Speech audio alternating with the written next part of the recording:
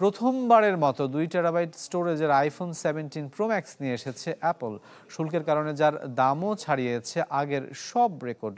নতুন এই ফোনের জন্য গুনতে হবে $2000। শুধু তাই নয়, প্রতিযোগী স্যামসাংকে টেক্কা দিতে আগামী বছর আইফোনের ফোল্ডেবল মডেল নিয়ে আসছে প্রতিষ্ঠানটি।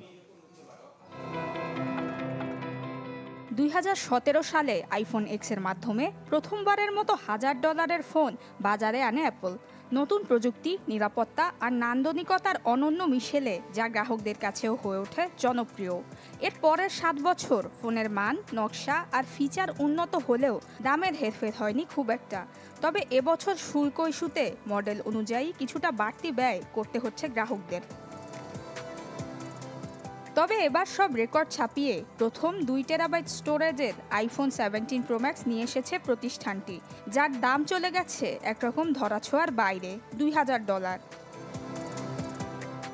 আইফোনের উপাদানগুলো সংগ্রহ করা হয় বিভিন্ন দেশ থেকে। উৎপাদন কার্যক্রমও চলে চীন, ভারত, ভিয়েতনাম সহ বেশ কয়েকটি দেশে। চীন এবং ভারতের ওপর ডোনাল্ড ট্রাম্পের উচ্চহারের শুল্কারোপ আগেই শঙ্কা বাড়িয়েছিল আইফোনের দাম নিয়ে। চলতি মাসে আইফোন 17 সিরিজের ফোনগুলো বাজারে আসার আগেই উৎপাদন খরচ বৃদ্ধি পেয়ে বিশ্লেষকরা দাম বাড়ার পূর্বাভাস দিয়েছিলেন। $2000 দামের 2 টেরাবাইট স্টোরেজের আইফোন 17 প্রো ম্যাক্সের পাশাপাশি আগামী বছর আইফোনের ফোল্ডেবল মডেল নিয়ে আসছে অ্যাপল। বর্তমানে প্রতিদ্বন্দ্বী প্রতিষ্ঠান স্যামসাং এবং গুগলের ফোল্ডেবল ফোন $2400 বেশিতে বিক্রি হয়। সেখানে আইফোনের ফোল্ডেবল মডেল আরও বেশি দামে বাজারে আসার সম্ভাবনাই বেশি। তবে ক্রেতারা $2000 আইফোন গ্রহণ করবে সে বিষয়ে নিশ্চিত না হলে এ পথে পা বাড়াতো না অ্যাপল। নুসরাত মৌমি, চ্যানেল 24।